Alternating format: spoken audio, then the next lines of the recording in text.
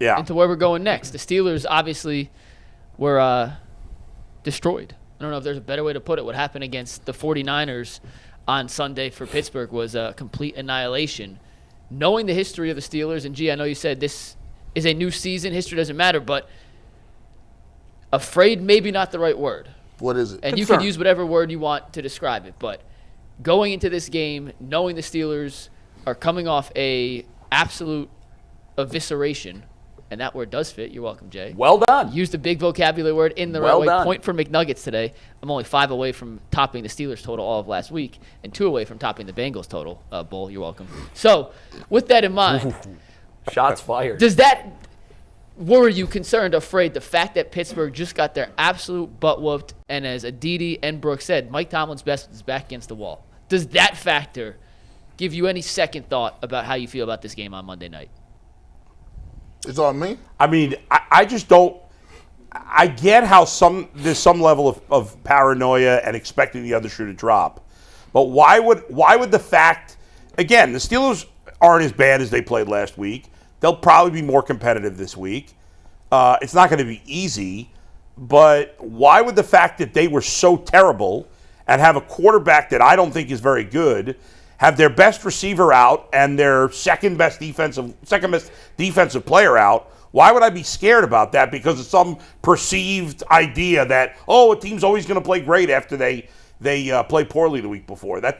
I mean, I don't know that happens any more than anything else. This is nonsense to be scared. Nobody's scared. The Browns, if the Browns come in with the right attitude, they're the better team. I think Again, I just said there's no shoulds in the NFL. I think if you play the game 100 times, the Browns win more than 50 times. So I expect them to go out there and take care of business. And if they play to their capabilities, then they'll win the game.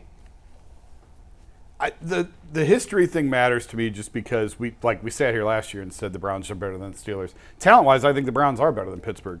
But we said that last year, and ultimately it didn't matter. They went to Pittsburgh, they got their doors blown off again. I do think the timing matters. It was December last year. It was the end of the season. They had nothing left to play for. At that point. Yeah, they had nothing left to play for. This is the second week of the season. They got everything in front of them. I think that makes a huge difference.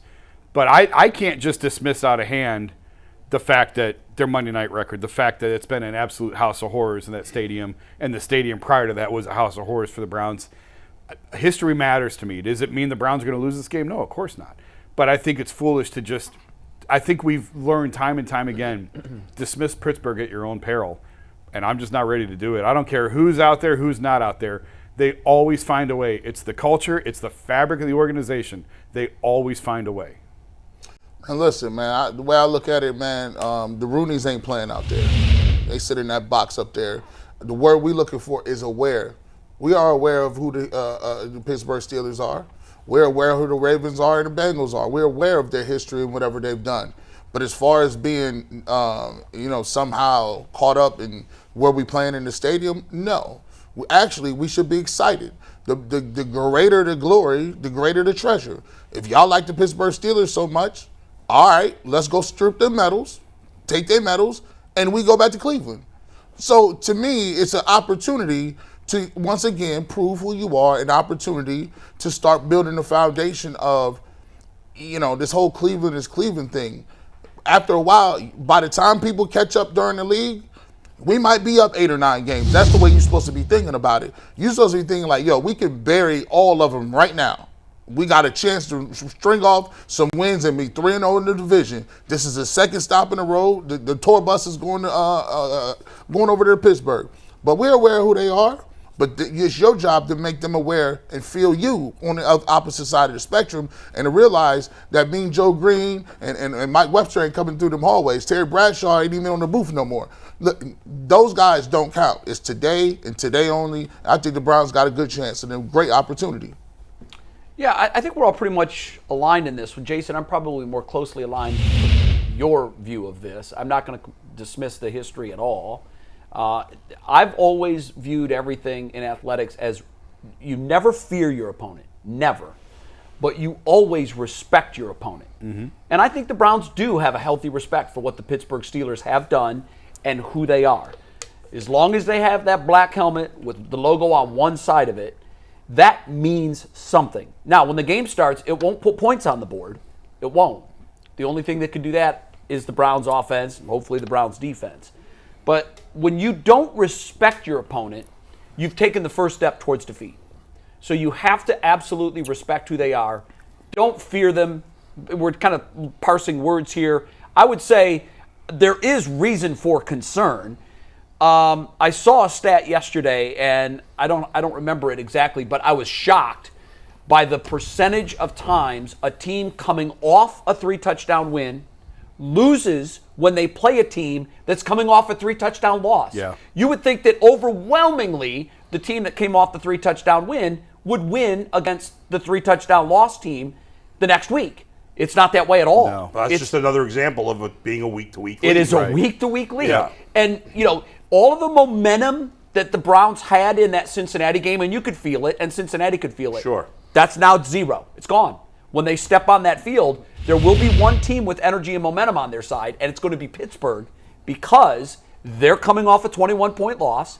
They're at home. That home crowd is going nuts. And I know the medals don't mean anything on the scoreboard, but they know that they're the franchise that has earned those medals, and the Browns want those medals. I'm always curious how that affects players now, because most of the players on the Steelers, current Steelers, I don't think any of them have won anything. You know what's funny Whereas about that? and they the always Browns say guys that get traded to the Yankees hit out of their mind the first week they're a Yankee.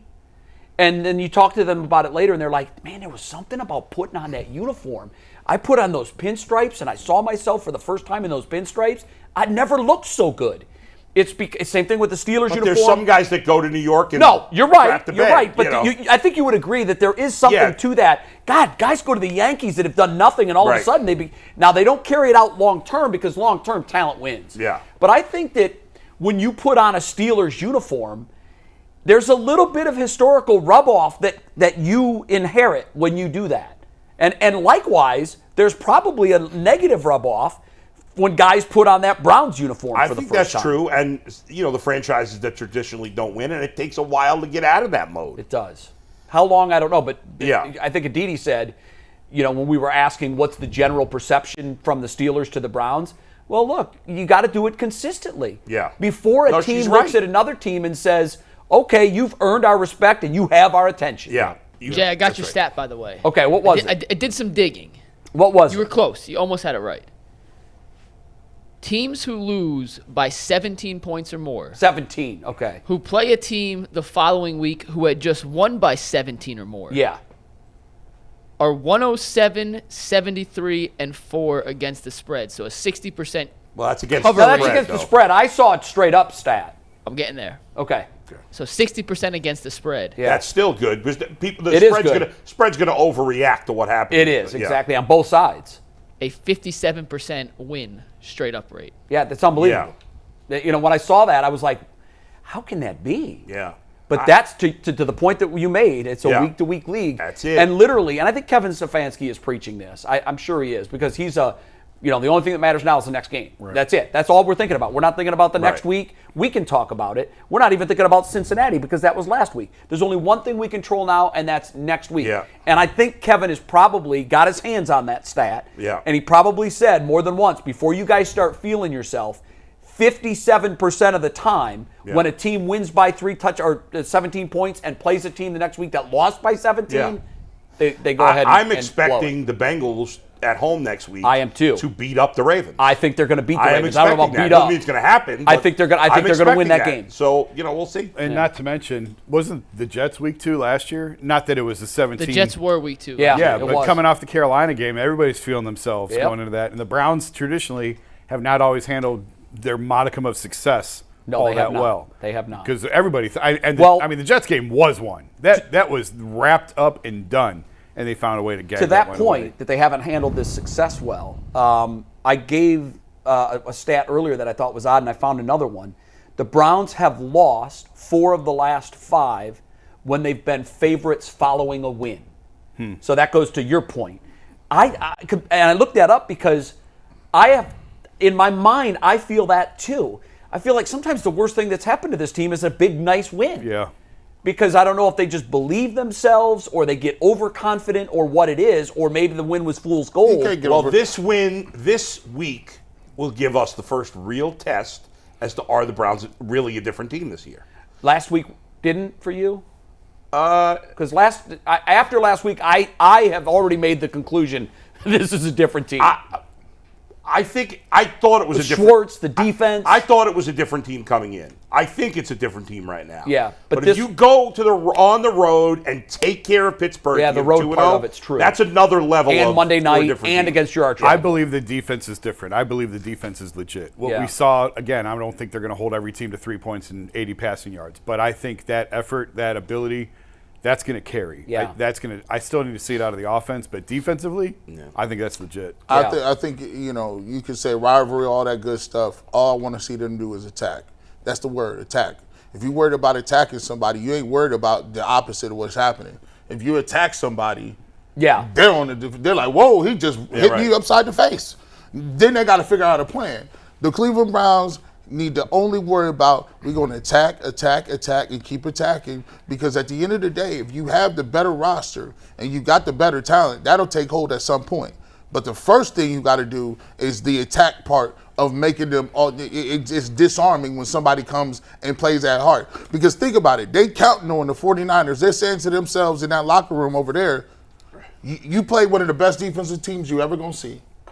Ain't nobody else going to play like that against the 49ers. We'll get better. And you know what it looks like after the first quarter? You'd be like, well, golly gee, the Browns might be better than the 49ers in defense. We're in trouble today again. Sure. Yeah. I got a stat for you guys, by the way. So I just gave you a stat that may... I like these little McNuggets you're dropping. It's funny you said that. My dad actually was talking to him yesterday. He's like, when you drop stats, it should be a McNugget. And That's I was exactly like, well, that right. sounds like I'm taking a crap. I'm not sure if... Got to get you a graphic. I got to go drop some McNuggets. But I do have a stat. So that last one maybe gives a little kudos to the Steelers and what could happen on Monday night, just based on the historical value of how teams are coming off those situations. 57%. That's astounding. This one is very in favor of the Browns. Last season, every team that played the 49ers lost their following game. Teams were 0-16 the week after playing San Francisco. Wow. I remember that. That is an incredible stat. The Browns are looking to become the 17th straight team. Could it be I guess longer the than Steelers that? would be the 17th No, the straight Steelers team would be. to then lose if the Browns Steelers. win. So teams That's the a week bonkers after number. playing San Francisco, part of the reason for that potentially, They physically beat them they up. physically beat them up, and it is hard to recover in a week. Now they have one extra day because it's Monday Night Football. Right. Throw that out the window. Teams And it's were early in the 0-16 season, too. Last year. So they're less beat up to but begin with. They lost two of their best players. That's amazing. game. That really speaks I remember to that the dominance stat. of the 49ers I didn't know it defense. carried through the rest of the season, but I remember people talking about that midway through the year last year. It's crazy. Yeah. I don't think I wonder if that's ever happened in an NFL season. I just see the stat. I'll do a little more digging on it. It's But hard to find. It would be can almost confirm impossible to find because that today last year we teams find were stats for 0-16. everything. I'm sure they weren't keeping stats like that in 1975. They still taking that energy and aggression out because they felt like they had a chance to go to the Super Bowl if it wasn't for the fact they had no quarterback. When I saw them playing, They would have gone. They would have. No offense, Steve. The Niners were going to the Super Bowl. I think. I agree with you. When I saw the If he hadn't 40, got hurt. when I saw the game against Pittsburgh, a dude hit Najee Harris with just his chest. He just like I bow. saw that play too. Look, it was so quick. Chest tackle. He was like bow, and it was over. Najee Harris was down and gone. I said, "What? Is this a new tackle?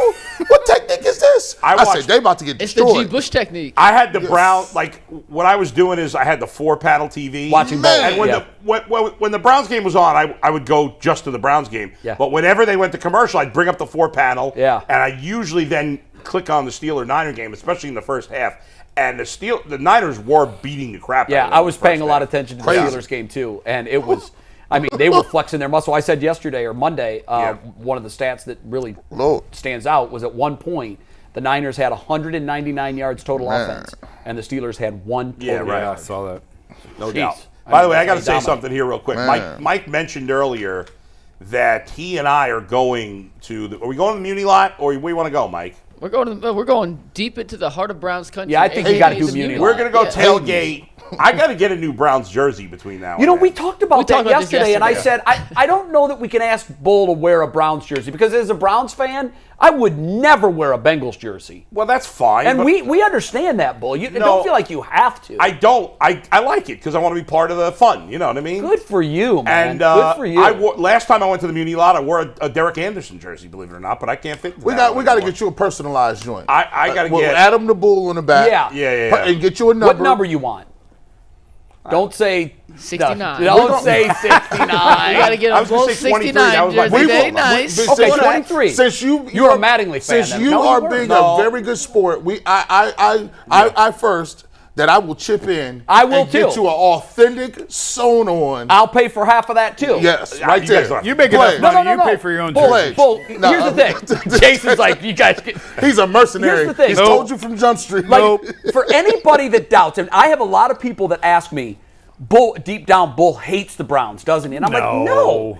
Deep down, if it weren't for the Bengals, Bull would be a Browns fan. Yeah. Bull roots for the Browns in every single game when they're does. not playing the Bengals. That's true. And I think it's a huge testament to you It's that weird. you're so It doesn't in. make any sense, which is No, why it doesn't make I any understand sense. why people don't believe me, because it doesn't really make any sense. But I it is what it is. believe I you, don't number know. one, Yeah. and I admire the fact that that's the way it is. And Yeah. I want to see you in Browns gear so badly.